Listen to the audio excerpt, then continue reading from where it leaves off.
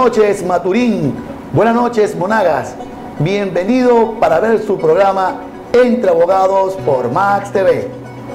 Primero que todo, le doy las gracias a Dios por permitirme estar hoy acá. En segundo lugar, las bendiciones de la Virgen del Valle y la Virgen Chinita. Y a ustedes, pero mil gracias por permitirme entrar a sus hogares. También quiero pedirle disculpas porque hemos tenido unos pequeños problemas técnicos producto de la lluvia o de las tormentas eléctricas que ha caído acá en la ciudad de Maturín, pero ya estamos de vuelta con el gran poder de Dios y hoy vamos a hablar del tema de los arrendamientos de vivienda. Para eso contamos con la invitación, o mejor dicho, invitamos a una abogada especialista en la materia y viene directamente de Caracas.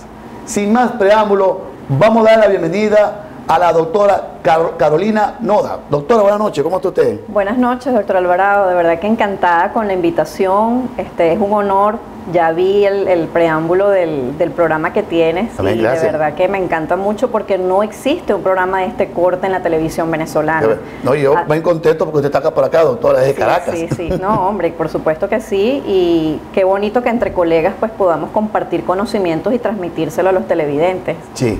Doctora, y como me imagino que usted es de Caracas, sí, me imagino que usted es de los Leones de Caracas, me imagino. Sí, claro que sí, y bueno, imagínate, no conocía Maturín y lo hice por la puerta grande porque pude presenciar el triunfo de la Vinotinto, un triunfo histórico. 5-0 contra Bolivia. Correcto, claro que sí. ¿Y qué le pareció la ciudad, doctora Carolina? Muy tranquila, de verdad que la gente muy amable, Sí, y bueno, con mucho empuje, ¿no? Sí. De verdad que me ha llevado una bonita impresión. Lo que sí le puedo decir, doctora, que este año gana Magallanes. Yo soy magallanero y usted caraquista. Bueno, vamos a esperar a ver qué va a pasar. Bueno, pero como no venimos a hablar de béisbol, sí, sino que venimos a hablar de entre abogados, sí, pero también tengo entendido que usted es graduada o es abogada del año 1997 en la Católica, ¿no? Correcto, sí. Bueno, muy orgullosa de ser egresada de la Universidad Católica Andrés Bello. Luego tuve la oportunidad de hacer un posgrado, que es mi especialización en Derecho Administrativo en la Universidad Central de Venezuela. Pues conté afortunada de contar con una gama de profesores excelente en el área. Recuerda que el derecho administrativo es un derecho muy jurisprudencial y de verdad que fue muy enriquecedor hacer la especialización en derecho administrativo. Y nada, luego de eso, pues hasta ahorita, abogado en ejercicio, con todos los bemoles que pueda tener el ejercicio de esta profesión y pues nada, tratando siempre de que dentro de todo lo que es lo complicado del ejercicio de nuestra profesión, poder hacer un trabajo que deje satisfacciones tanto para mí como para el cliente, pues sí, siendo siempre honestos con lo que el servicio que estamos prestando. No, y de eso se trata, doctora. Entre abogados le enseñamos a la colectividad qué tiene que hacer, por dónde tiene que acudir cuando tiene un problema legal. Y de eso se trata. Usted es abogada, yo soy abogado y estamos entre abogados. Sí.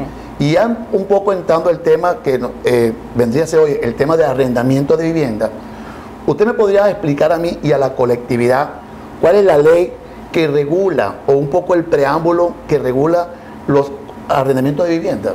Sí, por supuesto.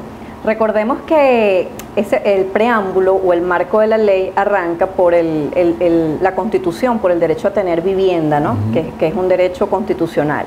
Sobre la base de eso, tenemos que el primer paso o el precedente más inmediato del marco legal actual, que es la Ley para la Regularización y Control de Arrendamiento de Vivienda, ley que fue publicada el 12 de noviembre del 2011 y está en vigencia desde ese momento.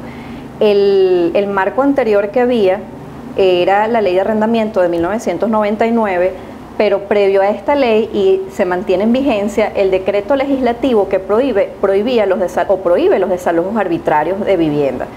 ¿Esto por qué? Porque en un momento dado en la práctica comenzó a ocurrir que se dictaban medidas cautelares de secuestro antes de que se trabara la litis en el proceso.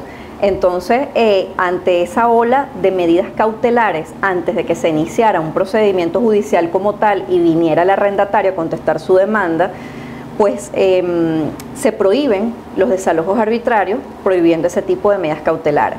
Cuando entra en vigencia esta ley, sigue manteniéndose el contenido de ese decreto en cuanto a lo que es la prohibición de los desalojos arbitrarios y el agotamiento de la vía administrativa previa antes de demandar en la vía judicial. Para que la colectividad más o menos vea, es la ley de alquileres de vivienda, que es la ley, o sea, la ley que se está usando en la actualidad. Es correcto. ¿Ok? Tiene la fecha acá de abril del 2012. Ley de alquileres de vivienda.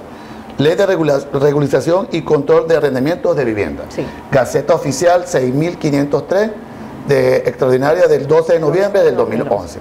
Ahora bien, doctora Carolina, tengo entendido que para esta ley existe un instituto llamado SUNAVI.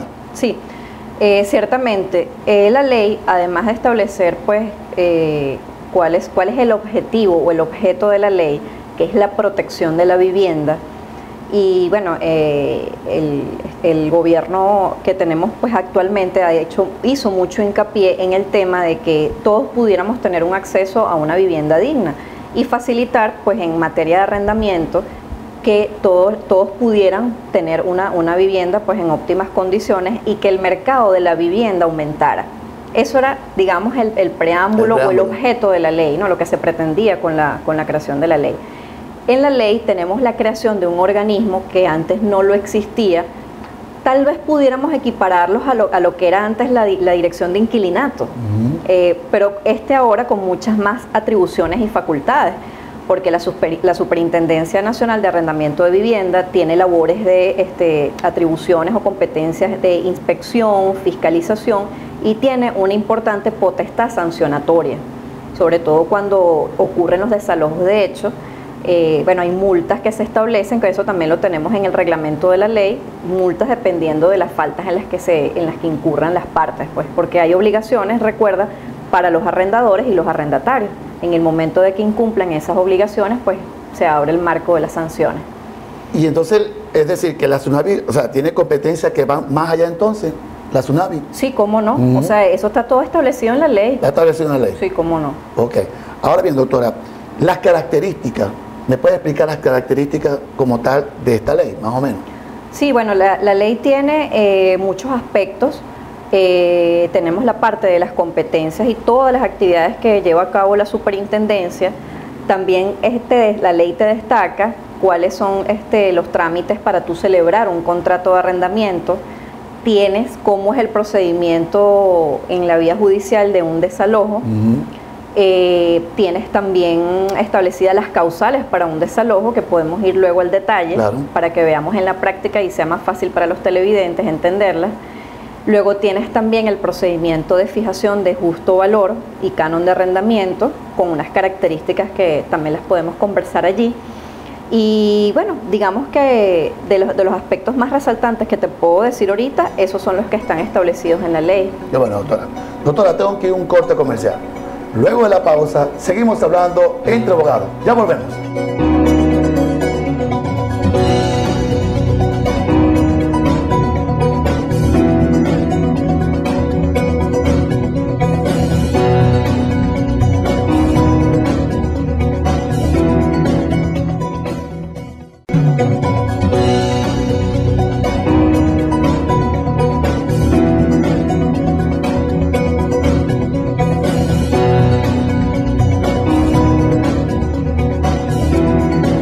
Continuamos hablando entre abogados. El tema de hoy, arrendamiento de vivienda. Para eso contamos con la doctora Carolina Noda.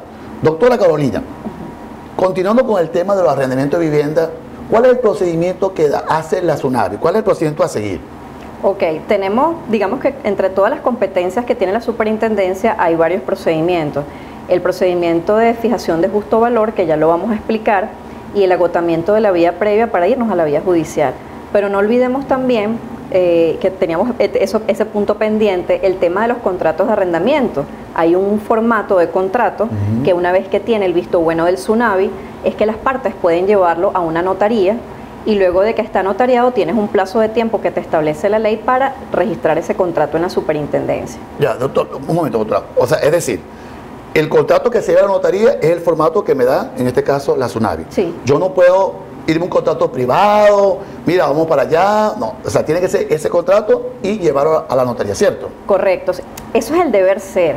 Acuérdate que las partes pueden contratar de forma privada y ya ese acuerdo de voluntades, salvo que alguien al futuro quiera valerse de la ley, pues ese contrato perderá validez. Va a perder validez. ¿Entiendes? Yo siempre parto del principio que las partes siempre, el acuerdo de voluntades es lo que se va a plasmar en un documento. La intención de las partes al final es lo que cuenta. Y te lo digo, hemos perdido tantos valores. O sea, si yo contrato, muchas veces a lo mejor no fuera necesario hacer un contrato si la palabra tuviera peso. Es correcto. Que es lo que nos está faltando en la práctica, el valor de la palabra empeñada. Entonces, ese acuerdo de voluntades lo podemos plasmar en un contrato, pero tampoco puedes prohibirle a las partes que lo hagan de forma privada. Simplemente que a la hora de que alguien quiera hacer valer esta ley, pues el contrato va a tener el peso, ¿no? Va a tener observaciones, pues porque no se siguieron los lineamientos de la ley. Pero lo más recomendable entonces, doctora Carolina, es que lo haga por la notaría, con el formato que en este caso expide la gente de SUNAVI. Correcto. Ahora, doctora, el proceso de la fijación de canon, ¿cómo es? ¿Cómo es la fijación del canon de arrendamiento? Sí, fíjate, hay una solicitud, es muy importante esa pregunta porque esa fijación de canon de arrendamiento y de justo valor, porque ahí va a venir el justo valor del inmueble, es una solicitud que puede hacer el arrendador o puede hacerlo el arrendatario, ¿ok? Cualquiera de los dos perfectamente puede iniciar el procedimiento. Hay una solicitud, es un formato escrito, donde tú le pides a la superintendencia que fije el canon de arrendamiento. Luego, una vez que la superintendencia lo admite, se libran las notificaciones, si es el arrendador el que inicia el procedimiento, la notificación para que el arrendatario esté al tanto de que se va a iniciar este procedimiento. Luego de eso, el arrendatario, si es el caso y no está de acuerdo con lo que se alegó en la solicitud, porque en la solicitud yo estoy diciendo que es un inmueble de tal metraje, que tiene todos sus servicios públicos operativos, que se encuentra en buenas condiciones, el llamado que se hace al arrendatario en este caso es para que si él tiene algo que discutir en cuanto a las condiciones del inmueble lo pueda hacer. Y para eso hay un lapso probatorio donde, muy importante, va un fiscal, que por lo general es un ingeniero adscrito al SUNAVI, va a hacer la inspección del inmueble, cómo se encuentra, cuáles son las dependencias, dónde está ubicado, si hay transporte público, o sea, todo lo necesario para darle un precio, fijar un precio de canon de arrendamiento y un valor para el inmueble. O sea, eso más o menos vendría a ser como la ubicación también, o la ubicación. Todo lo que usted acaba de decir. Todo, ¿no? Y el tema de los servicios públicos, cómo están los drenajes, las cloacas, la luz, o sea, todo eso para poderle asignar un valor. Doctor, y en cuanto a la fijación del canon de arrendamiento, o sea, ¿usted me puede explicar más o menos un ejemplo? ¿Cómo es el cálculo allí? ¿Cómo es? Sí. No, bueno, el cálculo, como te digo, lo hace el SUNAVI dependiendo de las condiciones del inmueble. Lo que está ocurriendo en la práctica, doctor, y que es muy lamentable porque yo lo vivo en la práctica con casos míos. Por ejemplo, hay una zona en Caracas donde el valor del canon de arrendamiento de un apartamento de 4 habitaciones, 3 baños, se fijó en 1.900 bolívares. Wow. Ahorita, hace 3 meses. Hace 3 meses. Cuando ya de condominio está más de 10.000 bolívares el condominio de ese inmueble. De ese inmueble. Entonces, ¿qué sucede cuando estos precios están tan alejados de la realidad? Porque tenemos una inflación que no escapa de conocimiento de nadie, del día a día de nosotros, y es lastimoso de que nos encontremos con decisiones de este tipo. Lo que no terminamos de entender es que cuando yo le digo a mi cliente, salió la providencia administrativa y le fijaron que el canon de arrendamiento que va a pagar el inquilino es 1.900 bolívares, o sea, a mí me da hasta pánico mostrarle al cliente Claro. la providencia. Entonces, no se han imaginado que mientras las providencias no tengan unos valores aproximados a la realidad de la inflación que estamos viviendo, los recursos administrativos que se intentan contra ese acto están creciendo mucho y entonces estamos saturando a las instancias superiores. Si vas a agotar la vía administrativa o te vas a ir luego a los juzgados superiores contenciosos administrativos, los estás saturando de trabajo, porque si los justos valores de cánones de arrendamiento y de inmuebles estuvieran un poco cercanos a la realidad, no tuvieras tantas impugnaciones de cánones de arrendamiento. Fíjate que en este caso en particular, el valor del apartamento se fijó en 700.000 bolívares. El valor del apartamento. O sea, tenemos una realidad donde ponerle voy a poner un ejemplo práctico, 4 cauchos a un carro o a una camioneta, es ese monto, el valor que se le asignó a esa vivienda. Entonces, no es una lástima. En estos días en un programa que tuve la fortuna de ser invitada en Globovisión, la moderadora me preguntó que si la ley servía o no servía. Y yo le digo, es que el tema no es que la ley sirva o no sirva, sino en la práctica, cómo la estamos utilizando. Porque ¿de qué nos sirve tener 30 leyes si en la práctica no, su aplicación es ineficiente o no sirve para los fines que fue creada? Sobre todo en la aplicación, doctora. Sobre todo en la aplicación de la ley. También es muy lento, ¿no? Sí. Muy lento. Sí. Bueno, ahí estamos entrando en otro tema bien complejo, porque la pregunta que te hace todo el mundo, doctora, ¿cuánto demora un desalojo? Tienes el agotamiento de la vía previa en la superintendencia, que te puede demorar 6 meses a 1 año. Ojo, yo también quiero aclarar, probablemente la superintendencia no tiene la cantidad suficiente de funcionarios para que el trabajo fluya, pero también hay que ponerse de este lado. Entonces ahí es donde voy. Esta ley, en la práctica, su aplicación es fatal, o sea, no reúne los requisitos de procedencia para que sea efectiva. Bien. Esperemos, doctora, que se cumpla y como usted dice, hay muchas leyes, pero el procedimiento a veces es muy engorroso. Doctora, tengo que ir a una pausa comercial. Luego de la pausa, seguimos hablando entre abogados. Ya volvemos.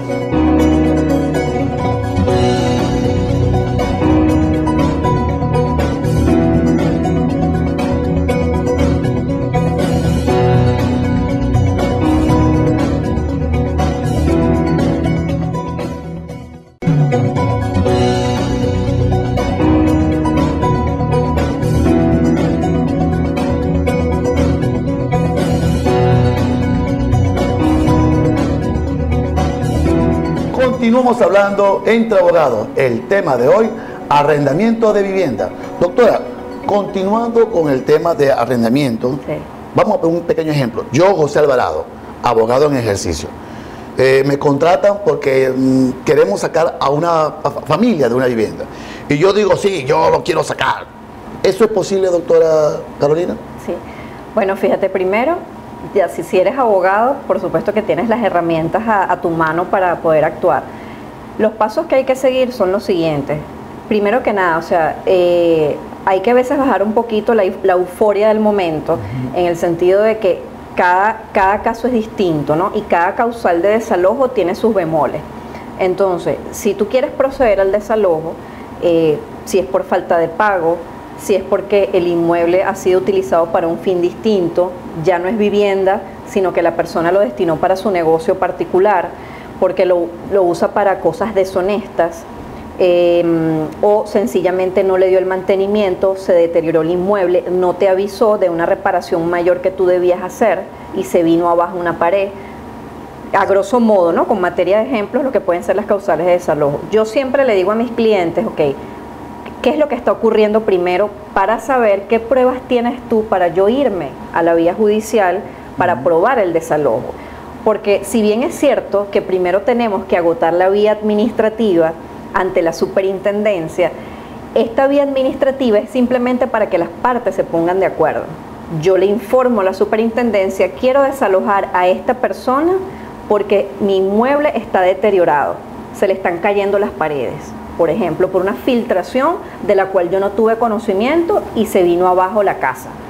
Entonces, en el procedimiento previo, notificas al arrendatario que vas a intentar una demanda de desalojo, lo pones en conocimiento de los motivos, a él se le nombra un abogado o él trae su abogado privado y vas a tener entre 2 o 3 audiencias conciliatorias para ponerse de acuerdo. ¿De acuerdo en qué? Dependiendo de la voluntad de las partes. Yo quiero que tú me entregues la casa porque me la deterioraste. Bueno, no te la puedo entregar o sí te la entrego en 1 año. Si te la entrego en 1 año, eso se materializa en un acuerdo. O no, yo no estoy de acuerdo con lo que usted dice porque yo sí le avisé que la casa se estaba deteriorando. Ok, entonces cuando ya la superintendencia ve que no hay acuerdo entre las partes, concluye el procedimiento administrativo con un acta que se levanta, que es la providencia administrativa, donde se informa que las partes agotaron el procedimiento y que no hubo acuerdo, ¿ok? Y que se abre la vía judicial. Ok, pues entonces quiere decir entonces, doctora, que por más que yo sea abogado, no puedo llegar así, mira, se me van. No, fíjate algo, y te voy a tutear porque ya entramos en confianza. Ok, no se preocupe, doctora. Esta profesión es una de las profesiones, todas las profesiones son importantes, pero si tú te acuerdas, una de las primeras materias que nos enseñaban en la universidad, lo que era introducción al derecho, los abogados, primero que nada, tenemos que ser conciliadores y se nos enseñan o se nos inculcan una serie de valores: moral, ética, equilibrio, justicia, equidad, ¿ok? Entonces, nosotros como abogados podemos reunir a las partes y sentarlas a conversar y decirles qué está mal o qué está bien, para que eviten un proceso judicial. Eso es ese es el deber ser, pero muchas veces, y lastimosamente este gremio no es el más unido de todos, y a lo mejor desde el punto de vista mercantil, y como bien dice la gente, bueno, los abogados lo que hacen es resolver problemas y ganan dinero, así se gane o se pierde el juicio. Pero nosotros podemos hacer de nuestra profesión más digna, en el sentido de que podamos ayudar a las partes a que arreglen de la mejor manera, haciéndole saber al inquilino, en este caso, usted cometió un grave error, múdese o busque una vivienda. Vamos a buscar un tiempo prudencial para que usted se mude. Eso pudiera, o sea, que los abogados seamos árbitros y mediadores en un conflicto. No, doctora, y yo estoy cansado de decirlo en este programa, que aquella persona que se sienta que el abogado no está haciendo su trabajo o la está engañando, no, que mañana, que el lunes, que el martes, y a esa persona le dio un dinero al abogado, bueno, que vaya al colegio de abogados acá de Maturín y que lo denuncie, doctora. Yo estoy cansado de decirlo en este programa, porque lamentablemente, como usted lo acaba de decir, nuestro gremio, en vez de ser unidos, somos desunidos. Y entonces no es porque seamos abogados, y por eso que le pongo ese ejemplo, yo lo saco, o sea, no es así. Sí. Nadie saca, o sea, una persona a una vivienda, de una vivienda, y menos si hay niños. Hay que agotar la vía administrativa, ¿no? Correcto. Entonces, usted lo acaba de decir, primero se agota, pero también hay que ser conciliar, o sea, hay que conciliar. Exactamente, que es digamos, en la práctica es lo que mejores resultados te va a dar, porque vas a tener a dos partes que satisfacen sus pretensiones y están contentas. O sea, a veces perdiendo también se gana. Entonces, continuando, entonces, quiero decir que hay que agotar entonces la vía Correcto. de la vía administrativa. Correcto. Sí, y luego, como te digo, termina la competencia de la superintendencia en una providencia administrativa que va a decir si hubo o no hubo acuerdo, dependiendo del caso, y que queda abierta la vía judicial. Ya aquí en la vía judicial tenemos un procedimiento nuevo con unas características orales, donde las partes, por supuesto, se cumplen todos los trámites de citación al inquilino, en este caso, para que proceda a contestar la demanda. Luego de la contestación de la demanda viene la audiencia de juicio, donde se van a evacuar las pruebas. En la contestación de la demanda se deben presentar las pruebas, que es lo novedoso ahora en este procedimiento, y luego tienes la audiencia de juicio, donde se va a discutir toda la... Ojo, en este procedimiento judicial también hay una audiencia preliminar, donde las partes pueden seguir conciliando. Que no me parece desde el punto de vista práctico, si ya tú tienes 6 meses o un año en una superintendencia tratando de conciliar, que luego en la vía judicial también tú tengas esa fase. Pero bueno, digamos que cuando las partes quieren llegar a un acuerdo, lo pueden hacer en cualquier grado e instancia del proceso. Vamos a suponer que esa fue la intención del proceso judicial. Y luego nada, pues termina con sentencia, pero dependiendo, no sé en Maturín cómo está el tema judicial, pero por lo menos en Caracas los tribunales en municipio, que son los que más tienen carga de materia de arrendamiento, están muy colapsados, igual que la superintendencia también. Sí. Entonces estamos hablando que en la práctica, que es lo que muchos televidentes se estarán preguntando, ¿cuánto demora desalojar una persona? Prepárese para por lo menos 2 años.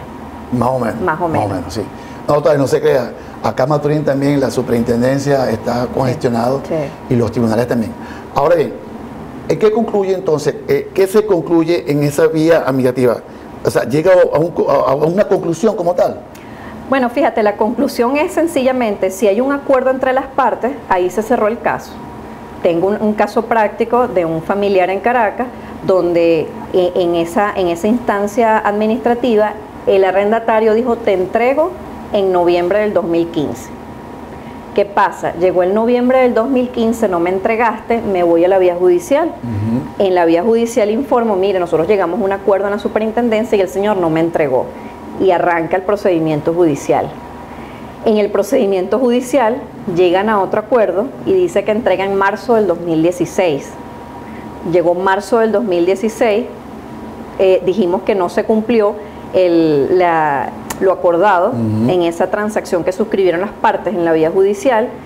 Iniciamos lo que yo llamo hoy en día un calvario judicial. Un calvario judicial.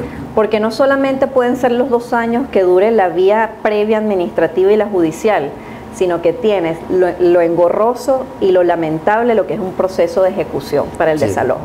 ¿Por qué? Porque ahí estamos entrando en otro punto que establece la ley, que si el inquilino no tiene a dónde irse, tú no lo puedes desalojar. Desalojar, sí. Y tienes que participarle al SUNAVI que se agotaron todas las instancias para que se le asigne refugio o vivienda. Sí. Doctora, tengo que ir a un corte comercial. Luego de la pausa, seguimos hablando entre abogados. Ya volvemos.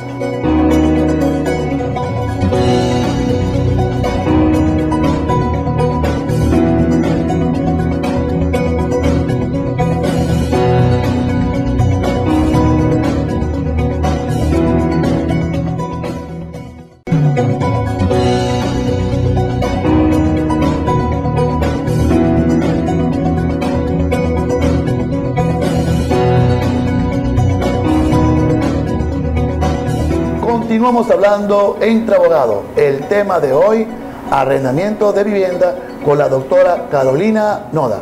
Doctora Carolina, continuando un poco con el tema, una vez que haya una sentencia definitivamente firme, ¿cuáles son los pasos que se dan para esa ejecución de esa sentencia? Correcto. Sí, tenemos un plazo. Bueno, en el ejemplo que ponía en el corte anterior, si no se cumplió con la entrega voluntaria del inmueble según lo acordado en la transacción en el proceso judicial, pedimos el cumplimiento voluntario. El tribunal va a fijar un lapso de 3 a 5 días. Si en ese tiempo no comparece el arrendatario o el inquilino o no le puede informar al tribunal que ya me fueron entregadas las llaves del inmueble y que ya se cumplió, viene la parte de la ejecución forzosa. Es una fase que lastimosamente yo no le puedo decir al cliente cuánto va a durar, porque nos está ocurriendo ahorita. Por ejemplo, tengo un caso particular de una familiar que está en el puesto número 400 en asignación de vivienda para ese inquilino. ¿Por qué? Porque una vez que entramos en ejecución forzosa, se le informa a la superintendencia que la persona no se ha ido, que no tiene dónde vivir, y la superintendencia debe asignarle una vivienda o refugio. Entonces, como te digo, tengo un caso particular, estamos en el puesto 400 y algo, no sé, y tú hablas con las autoridades y no te saben informar en qué momento se va a ir solventando la situación. Porque como te decía, o sea, hay un tema económico país, lastimosamente sabemos que no depende solamente de la superintendencia, porque la superintendencia no se creó para solucionarle la vivienda a las personas, sino como un ente regulador y rector. Entonces pienso que en conjunto con el Ministerio de Vivienda y Hábitat y los otros organismos del Estado, el tema de vivienda se escapó de las manos y no se pudo satisfacer lo que, como te dije al inicio del programa, fue una intención de la Constitución y del preámbulo de la ley, que era que todos tuviéramos el acceso fácil a una vivienda digna. Entonces tenemos el tema del valor de los materiales de construcción, está muy paralizada la construcción, y luego te voy a dar mis comentarios sobre lo que yo pienso de la ley y a quién protege, y ha hecho que la gente no se sienta motivada a alquilar. Alquilar, claro. Exactamente. Doctora, y si esa persona, por lo menos, que ya está en el proceso judicial, ya hay una sentencia definitivamente firme, y si no tiene un abogado, o mejor dicho, no tiene para pagar a un abogado privado, ¿qué tiene que hacer? Sí, eso es muy importante, doctor, porque es verdad, desde como hemos arrancado desde el inicio a hablar de todas las fases, incluso tanto en vía administrativa como en vía judicial, si tú no tienes un abogado privado o no lo puedes pagar, te asignan un defensor público, que son abogados que forman parte de lo que es la defensa pública en materia de arrendamiento. Que aprovecho y lo digo, no necesariamente tienes que esperar irte a una vía administrativa o judicial para dirimir un conflicto entre arrendadores y arrendatarios. También las defensas públicas, y tengo una buena experiencia allí, los abogados en esas materias ayudan a mediar a las partes y ya empiezas a tener tus precedentes, si hubo acuerdo, si no hubo acuerdo, y ya vas armando tu expediente para si te toca irte a la vía administrativa o a la vía judicial. Entonces, lo cierto es que la defensa pública le suministra abogados a quien no los pueda pagar. Y también son una instancia que puedes utilizar como conciliación, como los consejos de protección en materia del OVNA, que puedes ir a esa instancia. Correcto. Doctora, entonces, en cierta, o sea, no hay un tiempo para una asignación de una casa o vivienda, o sea, no lo hay. No lo hay. No lo hay. No lo hay. Y entonces, en cuanto al desequilibrio de la ley, doctora, hay un desequilibrio, o sea, en la persona, ¿a quién protege la ley? Realmente, esta ley, ¿a quién protege? Bueno, en mi opinión muy particular, y creo que muchos colegas que estamos en el ejercicio, porque muchas veces para poder hablar con propiedad tenemos que saber dónde estamos pisando.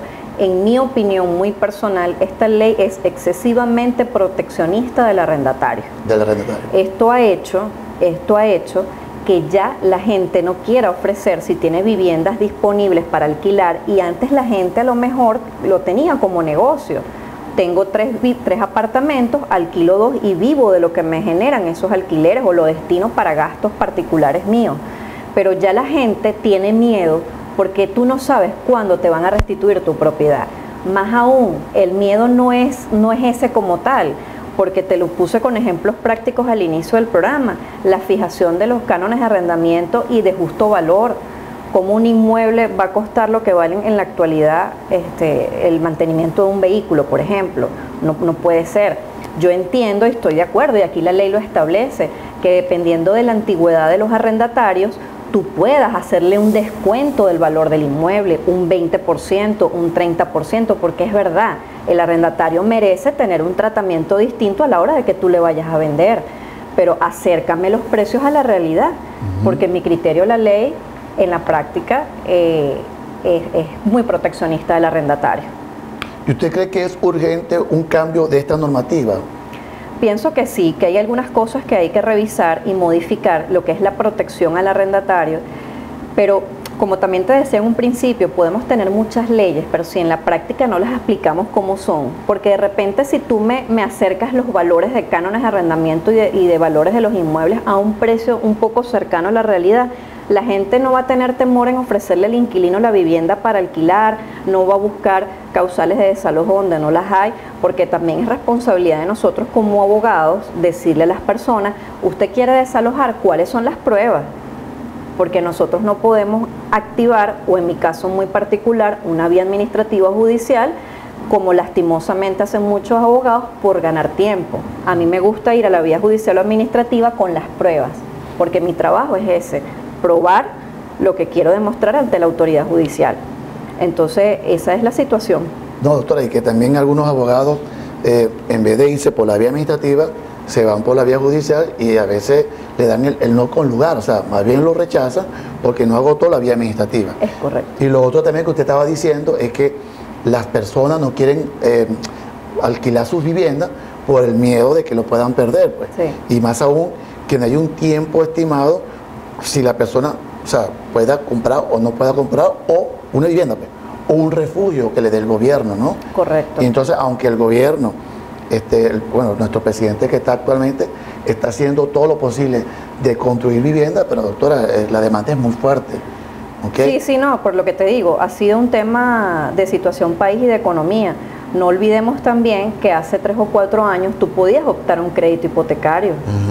Y mucha gente fue beneficiaria de esa buena, porque las cosas buenas hay que decirlas, esa fue una política financiera muy buena, incluso se crearon los subsidios y la gente pudo comprar su inmueble. Ahora, una persona profesional que tenga un sueldo, se le dificulta mucho adquirir tan siquiera un vehículo. Entonces, aspirar a una vivienda en este país se ha complicado mucho. Vuelvo y te digo, no debemos achacar la responsabilidad completa a la superintendencia y a la ley. Se ha debido trabajar en conjunto con los distintos órganos del Estado. El Banco Central de Venezuela tener unas tasas de inflación o de indexación ajustadas a la realidad. O sea, es un trabajo de equipo que ha hecho que en la práctica pues la ley no sirva pues a los intereses de las partes. Sí. Doctora, tengo aquí un corte comercial. Luego de la pausa seguimos hablando entre abogados. Ya volvemos.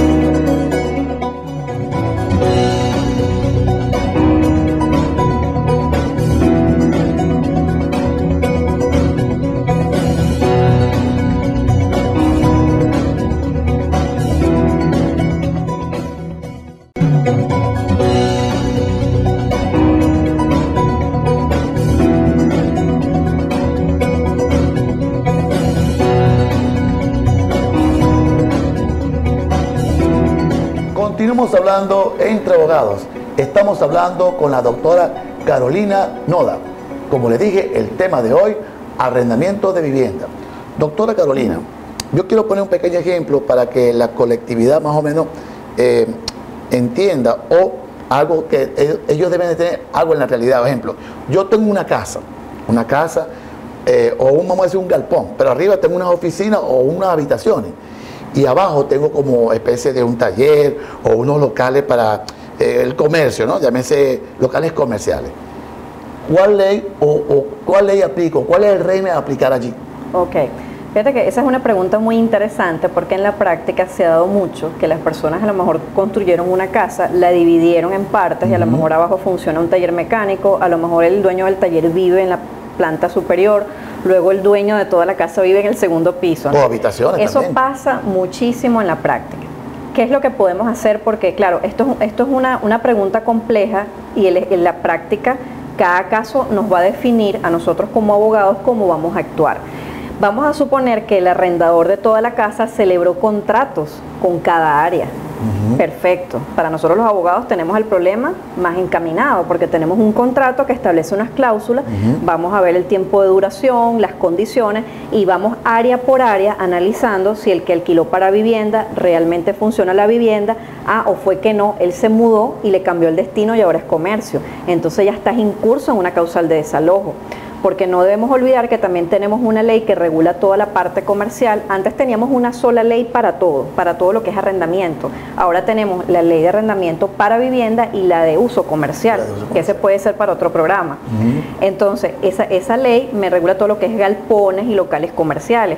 Y lo que es oficina quedó fuera de la regulación de la ley de uso comercial y se rige por la ley de 1999 de arrendamiento, ¿no? Entonces, fíjate, si nosotros tenemos por cada área de la casa un contrato, pues tocaría a cada área, según el tipo de contrato, le aplicas la ley que corresponda. Si es vivienda, vivienda, si es local o galpón o taller, la de uso comercial, y si es oficina, la de 1999. Entonces, claro, para los abogados se nos facilita el trabajo siempre y cuando exista un contrato y las reglas de juego entre las partes estén claras. ¿Qué pasa cuando todo fue verbal? Bueno, ahí ya tú como abogado sabes, nos queda un poco más cuesta arriba, tendríamos que hacer inspecciones judiciales o extrajudiciales en este caso para ver las condiciones del inmueble, dependiendo de la causal de desalojo que yo quiera aplicar. Si es verbal, a quienes les consta, cómo se ha hecho el pago del canon de arrendamiento, si él no me está pagando y lo hacía en una cuenta bancaria. O sea, cada caso lo tenemos que analizar por separado y aplicar el régimen que corresponda según donde estemos. Correcto. Ahora bien, doctora, entonces, en la actualidad, ¿qué debe hacer una persona que quiera alquilar su vivienda? Ok. Si es, por ejemplo, si es para vivienda, como dijimos al inicio del programa, elaborar un contrato con las directrices que establece la ley, tener el visto bueno del tsunami para que luego un notario te lo pueda autenticar. Luego, hacer el registro respectivo en la superintendencia, de tal manera de que las reglas de juego estén claras, ambas partes se someten a lo que dictamina la ley y no hay ningún problema, y a futuro estamos sometidos a lo que establezca la ley para dar por terminada la relación de arrendamiento si es el caso. Y bueno, básicamente esas serían las recomendaciones si una persona quiere alquilar una vivienda, seguir las directrices de la ley, que es la que tenemos ahorita vigente. Y supongamos, doctora, que si yo tengo una empresa, y ya sabemos, pues, en la actualidad, sabemos que la persona no quiere alquilar, pero yo como empresa, o sea, si yo tengo mi empresa, yo puedo alquilar una casa. Se puede alquilar una casa bajo la figura jurídica, pero siempre y cuando sea vivienda o local. Claro que sí. Acuérdate que las podemos contratar, o sea, las partes contratantes pueden ser personas naturales o jurídicas. En algún momento dado se pensó que si yo le alquilaba la vivienda a una persona jurídica era más fácil proceder a un desalojo. No, porque si la persona jurídica, por ejemplo, alquiló la vivienda para un ejecutivo, que es lo que en la práctica ocurre, el contrato de arrendamiento es con la empresa tal porque ahí va a vivir su tren ejecutivo o un gerente, por ejemplo. Igualito si el destino final es vivienda, esa persona jurídica se somete a los lineamientos de la ley. O sea que no hay distinción y puede contratar una persona jurídica perfectamente para alquilar una vivienda sin ningún problema. Bueno, doctora Carolina, de verdad estoy muy agradecido, pero lamentablemente el tiempo en televisión es muy corto. Y bueno, le doy las gracias por haber aceptado la invitación que vino desde Caracas para acá, para Maturín. a este pequeño canal y bueno, le pongo a disposición pues, las cámaras para que aquellas personas que quieran alguna asesoría de usted, algún comentario, bueno, puedan comunicarse con usted. ¿Cómo no? Bueno, primero agradecida, doctor, por la invitación. Para mí es un honor como abogado que se haya tomado la molestia en invitarme a raíz de un tema tan vigente y tan controversial como es el arrendamiento, al equipo de producción por todas las atenciones recibidas. Y bueno, decirles que estamos a la orden. Mi correo electrónico es hidalgolegal@gmail.com. Mi número de contacto 0412-318-0833. En Facebook, Carolina Noda. Y bueno, estamos a la orden en Caracas y contamos con un grupo de abogados que asesoramos en materia inmobiliaria, en materia civil y por supuesto que estaremos a la orden para cualquier duda. Y bueno, reiterándole pues la invitación a Caracas también para compartir y seguir ayudando a la colectividad en lo que es la orientación en temas legales. Bueno, doctora, ¿hay algún mensaje que le pueda dar a la colectividad también como abogada? Pues? Sí, bueno, pienso que cuando ustedes acuden a un profesional, ustedes investigan que ese profesional sea el que está realmente preparado para lo que están buscando. Por ejemplo, cuando buscan un médico, buscan el especialista en un área. Mi recomendación es sepan bien con quién están contratando, siéntanse satisfechos del trabajo que esa persona está realizando, no duden en preguntar cómo va su caso, pidan información, porque recuérdense que somos muchos los abogados, pero de repente somos pocos los que nos gusta servir. Y para que ustedes estén contentos, pues qué mejor que estén tranquilos y satisfechos que uno está haciendo el trabajo que ustedes han pedido. Entonces, siempre asesorarse. Tienen las vías, si no pueden pagar un abogado privado, pues también dependiendo del área o el problema legal que tengan, existen organismos o instituciones que prestan asesorías gratuitas. Pueden agotar esa vía también. Claro. Y bueno, a la orden para lo que necesiten. Bueno, doctora, muchísimas gracias. Gracias a usted, doctor. De verdad que muy agradecido y bueno, y a ustedes, muchísimas gracias y sigan con la programación de Max TV. Feliz noche, hasta luego. Chao, chao.